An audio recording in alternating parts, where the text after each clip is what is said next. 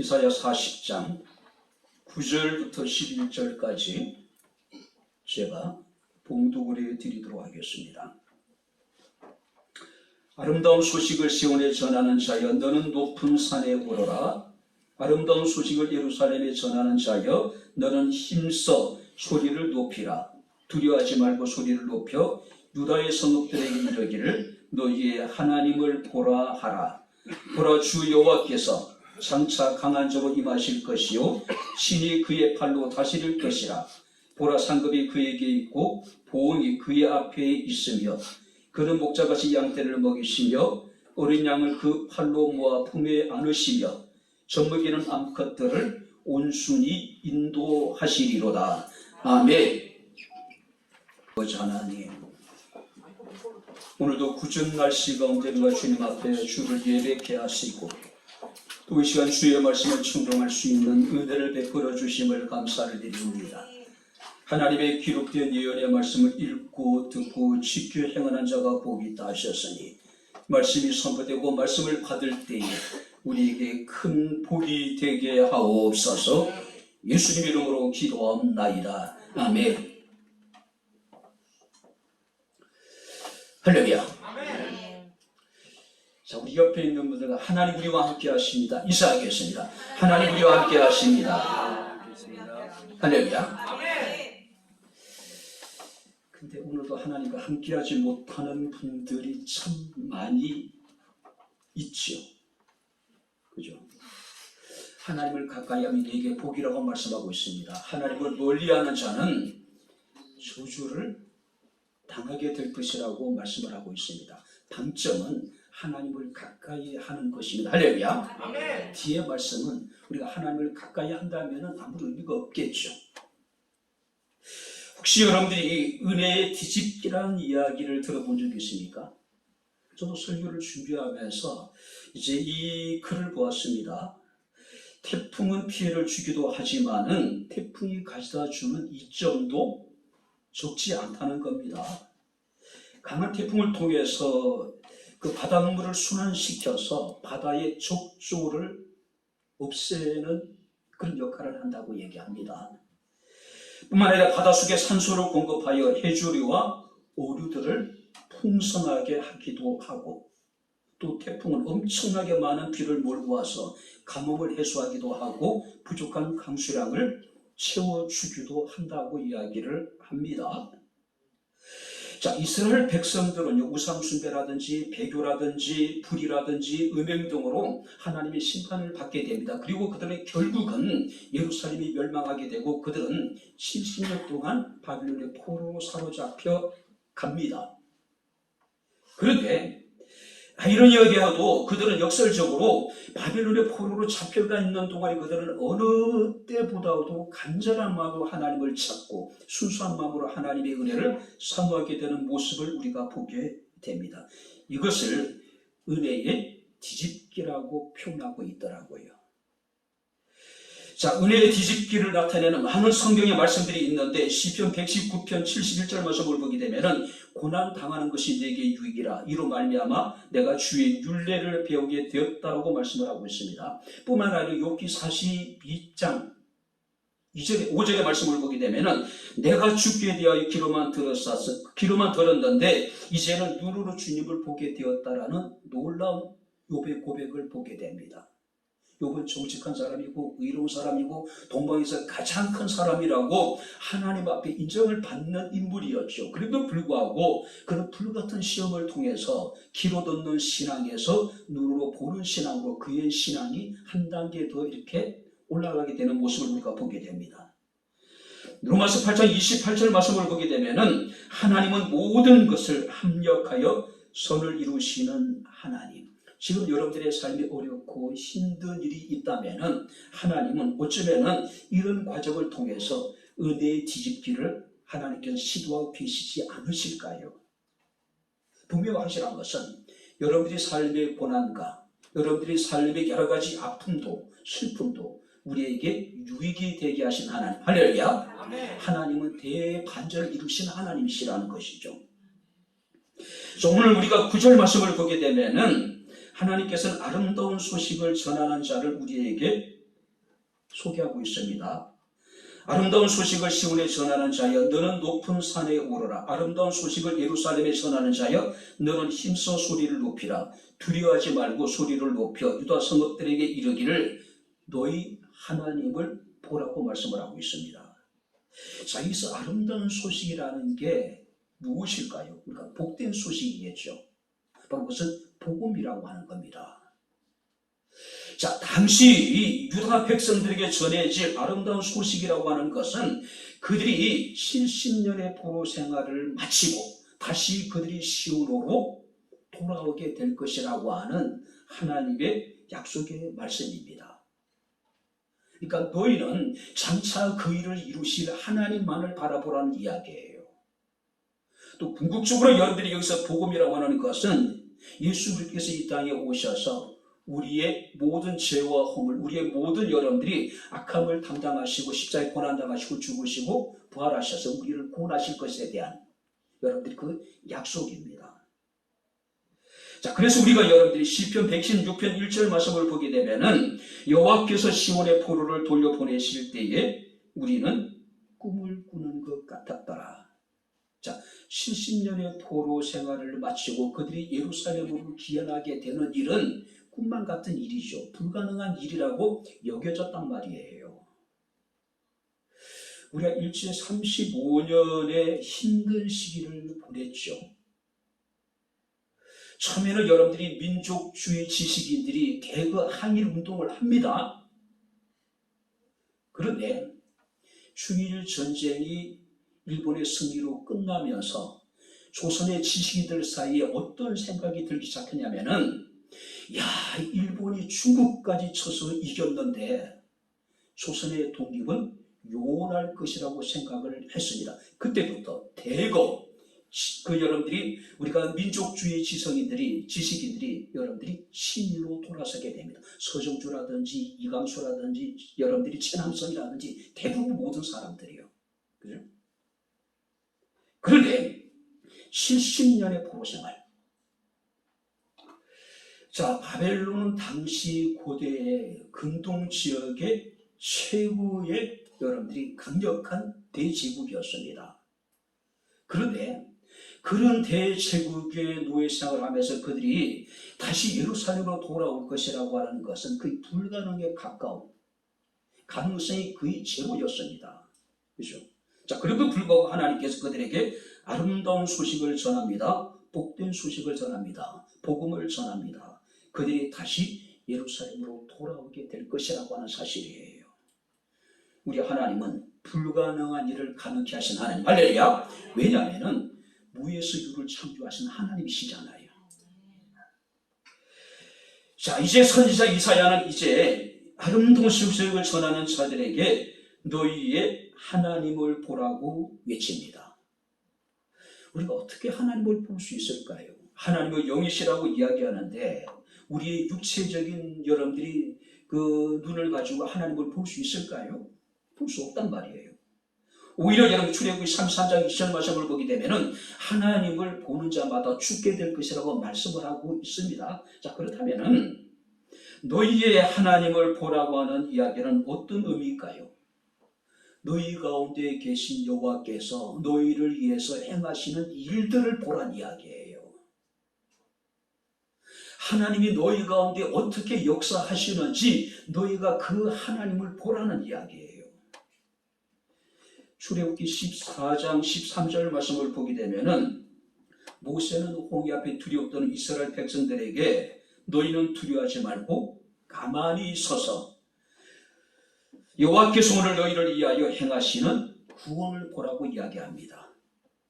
뿐만 아니라 우리가 사무엘상 12장 16절 말씀을 보게 되면은 사무엘 선지자 역시 이스라엘 백성을 향해서 너희는 이제 가만히 있어서 여호와께서 너희 목전에서 행하시는 이 큰 일을 보라. 여호와께서 행하시는 일들을 너희가 바라보란 이야기입니다. 전도서 7장 13절 말씀을 보니까 솔로몬은 하나님께서 행하시는 일을 보라고 이야기를 합니다. 하나님께서 굽게 하신 것을 누가 능히 곱게 할 수 있겠느냐라고 이야기를 합니다. 자, 그렇기 때문에 우리가 역대하 20장 말씀을 보게 되면은 여호사밧 왕이 국가적인 위기 속에서 하나님께 기도합니다. 우리는 우리를 치료하는 이 큰 무리를 대적할 수 있는 능력이 없습니다. 우리는 어떻게 해야 될 줄도 알지 못합니다. 한번 따라 보시기 바랍니다. 오직 주만 바라보나이다. 하나님이 그들 가운데 행하실 구원을 바라보겠다는 이야기예요. 그죠? 절체절명의 위기 속에서 자신을 구원하실 하나님을 바라보라. 이것이 오늘 선지자가 우리에게 주시는 하나님의 말씀입니다. 그런데 이 예언은 실제적으로 200년 후에 성취되어지게 됩니다. 그렇다면 이사야 선지자가 너희는 여호와를 바라보라고 이야기를 합니다. 그가 너희를 구원하실 것이라고 말씀을 해요. 현실적으로 불가능하게 느껴지는 일이었습니다. 근데 그 예언이 200년 후에 그대로 성취되어지게 되는 거예요.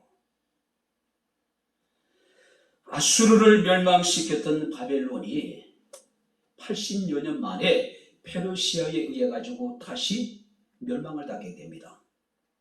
페르시아 황제였던 고레스의 칙령에 의해서 포로로 사로잡혀갔던 모든 유대인들이 다시 예루살렘으로 돌아오는 기적이 벌어지게 됩니다.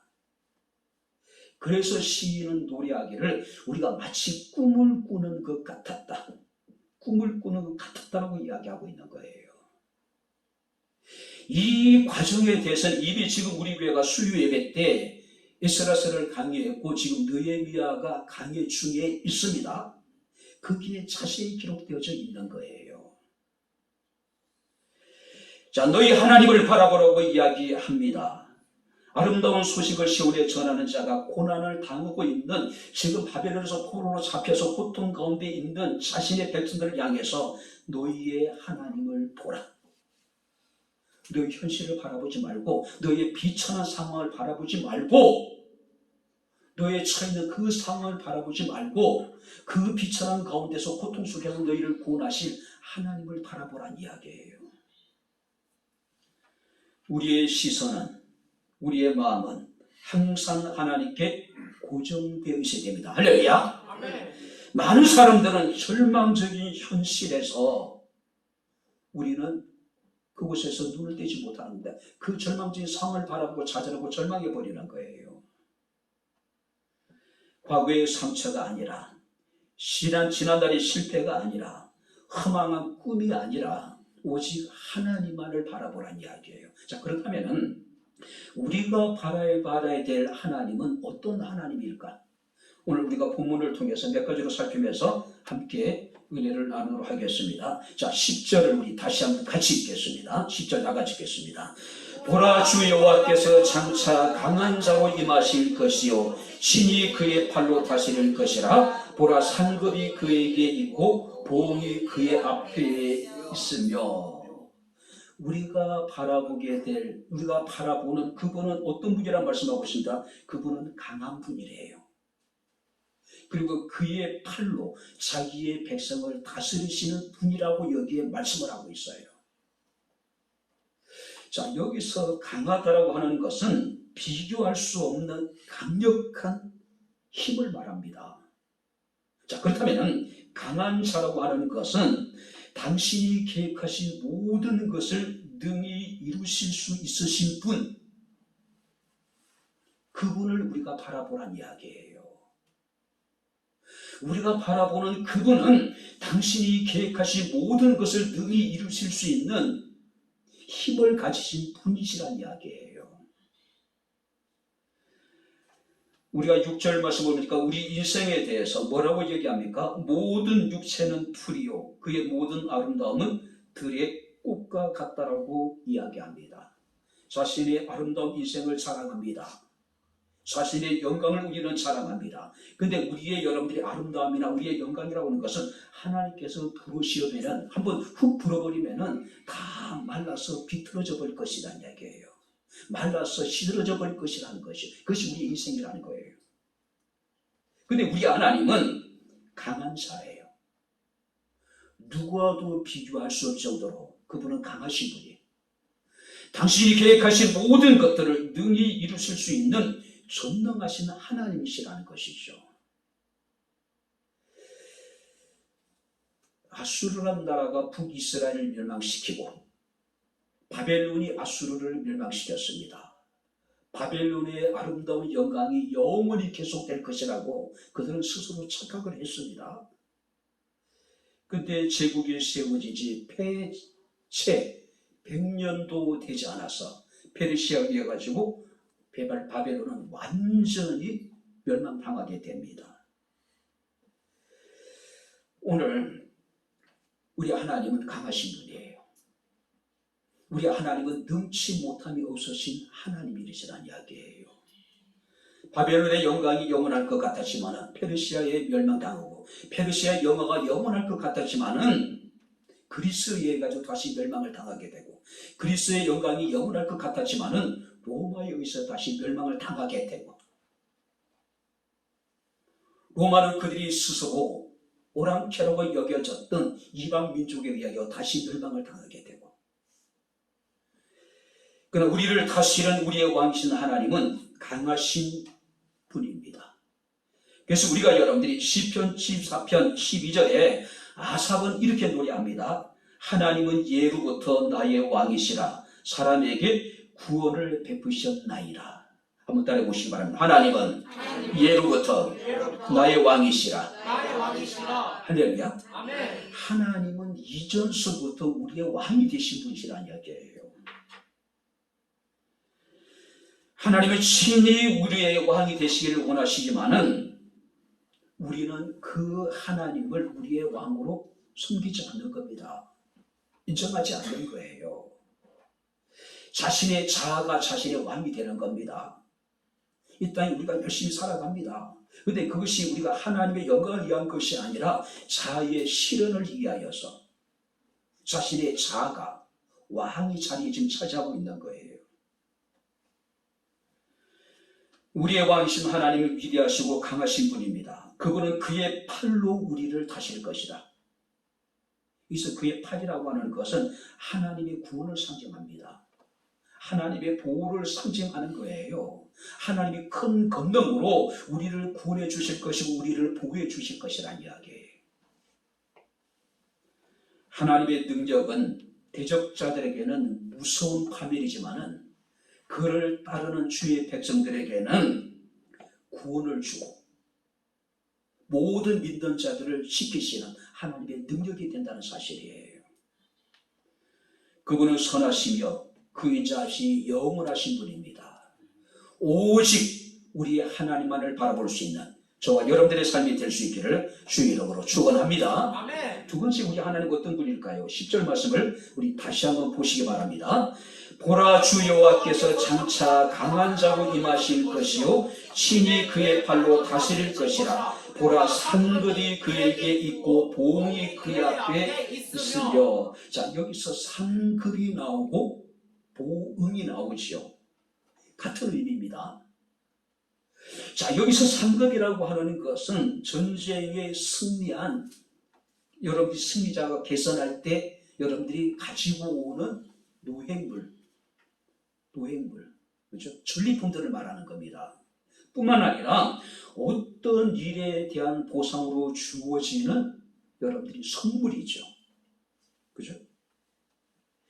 이 상급에 대해서는 세 가지 견해가 있다고 합니다. 첫 번째가 뭐냐면은 여호와께서 승리의 결과로 얻게 되는 구속받은 백성들이 상급이라는 것이죠. 그러니까 우리 자체가 하나님의 상급이라는 이야기예요. 두 번째는 뭐냐면은 하나님은 당신을 찾는 자들에게 베푸시는 상급. 하나님이 당신을 찾는 자들에게 베푸시는 상급. 세 번째가 뭐냐면은 여호와께서 언약의 백성들에게 나누어 주실 은혜의 선물이라고 이야기를 합니다. 근데 대체적으로 우리는 세 번째 견해를 따릅니다. 자, 여기서 상급이라고 하는 것은 승리하신 여호와께서 그의 백성들에게 나누어 주실 은혜의 선물, 그러니까 복과 은혜라고 우리가 이야기할 수 있겠죠. 그런데요, 세 가지 견해 가운데 어느 것을 따르더라도 특별한 문제는 없을 것 같아요. 하나님이 우리의 상급이라는 것은 우리에게 어마어마하게 놀라운 약속이죠.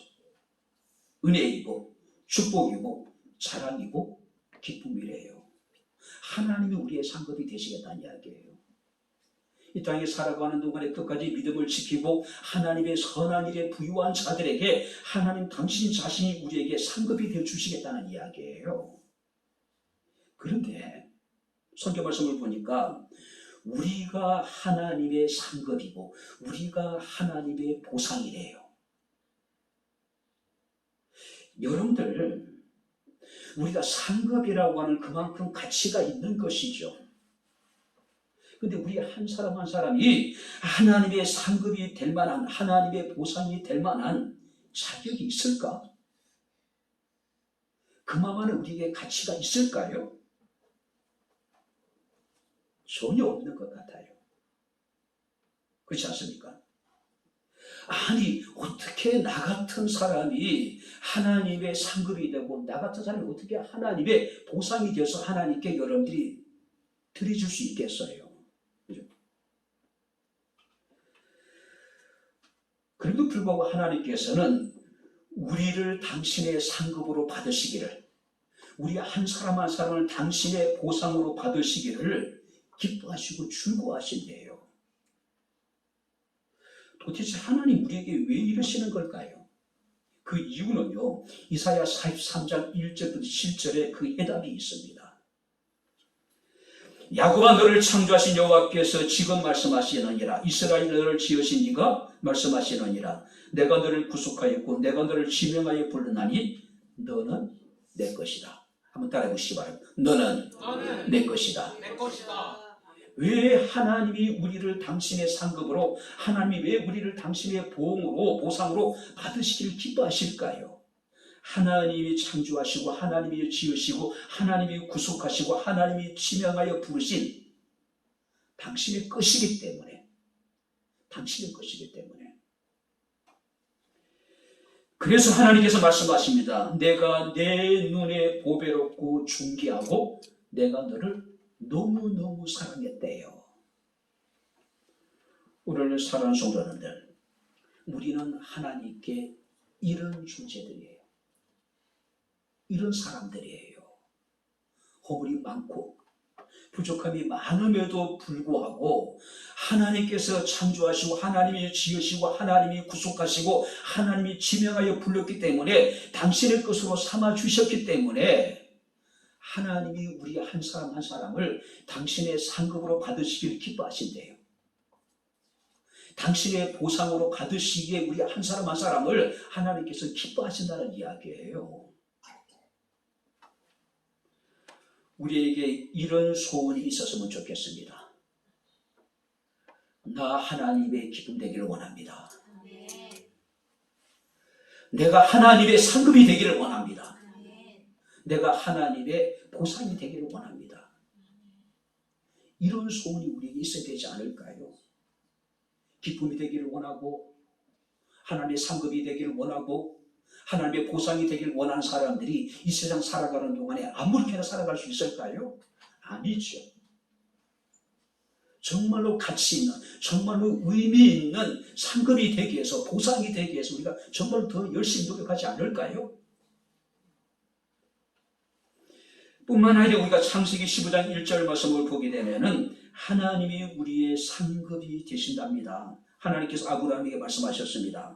여호와의 말씀 이상 중에 아브라함에게 임하여 말씀하시기를 아브라함을 두려워하지 말라. 나는 너희의 방패요. 한번 따라해 보시기 바랍니다. 지극히 큰 상급이다. 지극히 큰 상급이래요. 그죠? 누가요? 하나님이. 하나님은 우리가 당신의 상급이 되기를 원하시고 당신의 보상이 되기를 원하실 뿐만 아니라 우리 한 사람 한 사람에게 하나님 당신 자신이 큰 상급이 되어서 우리에게 당신 자신 주기를 원하신다는 거예요. 하나님이 우리에게 상급이 되셔서 우리에게 당신 자신을 주기를 원하시는데 우리는 가치 없는 것에, 하찮은 것에 마음이 빼앗겨 있는 겁니다. 그죠? 그리고 여러분들이 하나님께서는 그를 찾는 자들에게 상을 주신다고 말씀하고 있습니다. 히브리서 11장 6절 말씀을 보니까 믿음이 없이는 하나님을 기쁘시게 못하나니 하나님께 나아가는 자는 반드시 그가 계신 것과 그가 자기를 찾는 자들에게 상 주시는 이 심을 비대야 할지니. 할렐루야. 하나님은 우리를 상급으로 받으시기를 원하고, 하나님은 당신 자신을 우리에게 상급으로 주시기를 원하시고, 그리고 당신을 찾는 모든 자들에게 하나님께 상을 주시는 하나님. 근데 여러분들이 이 상에는요, 이 어떤 보상에는 반드시 어떤 행위가 달라요. 여러분들이 아무 일도 하지 않았는데 상을 받을 수 있을까요? 우리가 아무 일도 하지 않는데 우리에게 어떤 보응이 따를 수 있을까요? 아니죠. 어떤 상급에는, 어떤 보응에는 반드시 그가 그 이전에 행한 어떤 일이 있다는 이야기겠죠. 그죠? 역대하 17장 7절 말씀 보니까 하나님이 아사에게 이르시기를 너희는 강하게 하라. 너희 손을 약하지 않게 하라. 너희 행위에는 상급이 있으리라. 아사 왕이 대대적인 종교 개혁을 단행을 해요. 여러분들이 이 개혁이라고 하는 것은 읍참마속의 심정으로 개혁을 해야 돼요. 자신의 뼈를 여러분들이 깎는 듯한 아픔을 겪어야 됩니다. 아사의 개혁의 근돌은 그의 어머니였어요. 태우였어요. 태우가 아세라 신상을 섬기고 있는 겁니다. 어떻게 될까요? 결국 아사 왕이 자신의 어머니였던 태우의 왕위를, 태우의 위를 패버려요. 패버립니다. 하나님께서 그런 아사에게 말씀하시기를 너희 행위에는 상급이 있다. 같은 일을 하더라도 급이 다르다는 이야기예요. 그죠? 또 여러분들 우리가 14장 14절 말씀을 보게 되면은 마음이 굽은 자는 자기 행위로 보응을 가득하겠고 또 선한 사람도 자기 행위로 그러하리라. 무슨 얘기일까요? 사람들은 자신의 선한 행위로, 자신의 행한 행위로 보응을 받게 될 것이란 자신이 행한 대로. 룻기 2장 12절 말씀을 보니까 모압 여인이었던 루시라고 하는 여인이 자신의 시어머니 나오미를 따라서 여러분들이 그 베들레헴으로 돌아오게 됩니다. 근데 그곳에서 이 룻은 정말로 지극정성으로 홀로 된 늙은 시어머니 나오미를 여러분들이 봉양을 하게 되죠. 부양을 하게 되죠. 그런 룻의 모습을 보고 보아스가 그 룻을 축복합니다. 여호와께서 내가 행한 일에 보답하시기를 원하며 이스라엘의 하나님 여호와께서 그의 날개 아래 보호를 받으러 온 내게 온전한 상 주시기를 원하노라. 그러니까 룻이 하나님의 온전한 상을 받게 되는 이유가 뭘까요? 그가 행한 일에 대해서, 그가 어머니를 부양을 하기도 하고 하나님의 날개 아래 보아심을 받으러 온 그의 모습을 보고 보아스가 그를 축복하고 있는 거예요. 하나님께서는 룻이 보아스를 통해서 오벳을 낳게 하시고 오벳은 이새를 낳고 이새는 다윗을 낳습니다. 그리고 다윗의 후손을 통해서 메시아신 예수 그리스도가 탄생하게 되는 거예요. 룻이 행한 일에 대해서 여호와께서 복을 주신 겁니다. 여호와께서 보응해 주신 거예요. 하나님은 은혜 베풀 자에게 은혜를 베푸신 하나님. 할렐루야. 상을 베풀 자에게 상을 주시고 벌을 받아야 될 자들에게 벌을 베푸시는 하나님. 그래서 우리는 하나님을 공의의 하나님이라고 이야기합니다. 공의의 하나님. 히브리서 11장 24절 26절 말씀을 보게 되면 믿음으로 모세는 장성하여 바로 공주의 아들이라 칭함을 거절했고 자기 백성과 함께 고난받기를 잠시 제약의 낙을 누리는 것보다도 더 좋아하고 그리스도를 위하여 받는 수모를 애굽의 모든 부하보다도 더 큰 재물로 여겼으니 한번 따라해 보시기 바랍니다. 이는 상 주심을 바라봅니다. 뭘 바라봤대요? 상 주시는 하나님을 바라봤대요. 상 주시는 하나님을 바라보시기 바랍니다. 할렐루야. 우리가 바라보아야 될 그 하나님은 우리에게 상 주시는 하나님. 마지막으로 여러분들 11절입니다. 같이 읽겠습니다. 그는 목자같이 양떼를 먹이시며 어린 양을 그 팔로 모아 품에 안으시며 젖먹이는 암컷들을 온순히 인도하시리로다. 그의 백성을 돌보시는 하나님. 돌보시는 하나님. 우리가 하나님은 강하신 분입니다. 강한 능력의 팔로도 당신의 백성들을 다스리시는 하나님이셔요. 그런데 오늘 성경 말씀을 보니까 하나님은 자기 백성을 돌보시는 바로 여러분들이 우리가 여기 성경 말씀을 보니까 온유하신 분으로 지금 소개되고 있는 거예요. 구체적으로 하나님께 자기 백성들을 어떻게 돌보십니까? 성경 말씀 보니까 양떼를 먹이시며 그는 목자같이 양떼를 먹이시며 목자같이. 여러분들이 양은요 목자가 없으면 생존할 수가 없습니다. 그래서 다윗은 고백하기를 그는 나의 선한 목자라고 이야기합니다. 내게 부족한 게 없다라고 이야기합니다. 왜냐하면 그가 푸른 풀밭에 누이시며 쉴만한 물가로 나를 인도하신다라고 이야기를 하고 있는 거예요. 양은 목자가 없이는 하루도 살아갈 수가 없습니다.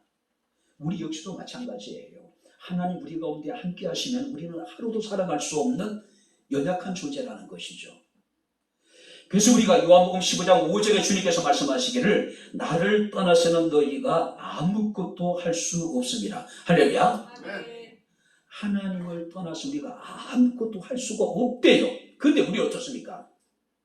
하나님 없이도 자신의 지혜와 자신의 능력으로 모든 것을 할 수 있다라고 하는 우리가 교만한 마음에 사로잡혀 있는 겁니다. 어쩌면 오늘 시간도 마찬가지 아닐까요? 그렇죠? 뿐만 아니라 하나님은 어린 양을 품에 안아주시고 어린 양을 그 팔로 모아 품에 안으시며. 자, 여기서 어린 양이라는 것은 태어난 지 얼마 되지 않는 새끼 양입니다. 절대적으로 목자의 보살핌이 필요한 양을 말하는 거예요. 굳이 우리가 새끼 양뿐만 아니라 양 자체가 굉장히 약하죠. 양은 스스로 자신을 보호할 수 있는 아무런 능력이 없습니다. 절대적으로 목자의 보살핌이 필요하단 말이죠. 그런데 성경 말씀 보니까 마치 어린 양을 그 팔로 모아서 품에 안으시듯이 당신의 백성들을 품에 안아주시는 하나님. 할렐루야. 우리를 안아주신대요. 뿐만 아니라 그는 젖먹이는 암컷들을 온순히 인도하신다고 이야기를 합니다. 자, 여기서 젖먹이는 암컷이라고 하는 것은 새끼를 바로 낳은 암양을 말합니다.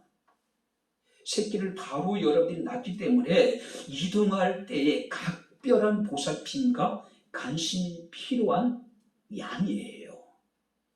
자, 그렇다면은 하나님은 성경 말씀을 보니까 아주 구체적으로 아주 세심하게 양 한 마리 한 마리를 먹이시고 안으시고 그들을 인도하신대요. 근데 여기 말씀을 보니까 온순히 인도하시는도다. 이 온순이라는 얘기는 어떤 의미일까요? 아주 조심스럽게, 아주 조심스럽게. 과격하고 폭력적인 방법으로 양들을 몰아가는 것이 아니라 양 한 마리 한 마리의 모든 형편을 살펴서 그들을 인도하고 그들을 먹이고 그들을 품에 안고 그들을 돌본다는 이야기예요. 선한 목자 되신 우리 주님은 우리 앞서 행하시며 우리 한 사람 한 사람 인격적으로 대해주시고 우리를 온순히 인도하시고 조심스럽게 마치 깨어지기 쉬운 누리 그릇을 다루듯이 우리 한 사람 한 사람 하나님께서 그렇게 다뤄주신다는 이야기예요. 그래서 모세는 신명기 1장 31절에 이르기를 광야에서도 너희가 당하였거니와 사람이 자기의 아들을 안는 것 같이 너희 하나님 여호와께서 너희가 걸어온 길에서 너희를 안으사 이곳까지 이르게 하셨느니라. 무슨 얘기일까요? 거칠고 척박하고 위험한 광야 길을 하나님이 마치 그 부모가 어린 자식을 안고 여러분들이 힘든 어려운 길을 걸어가듯이 자신들의 광야 생활 가운데 하나님께서 그렇게 자기의 택한 백성들을 하나님 인도해 주셨다는 이야기예요.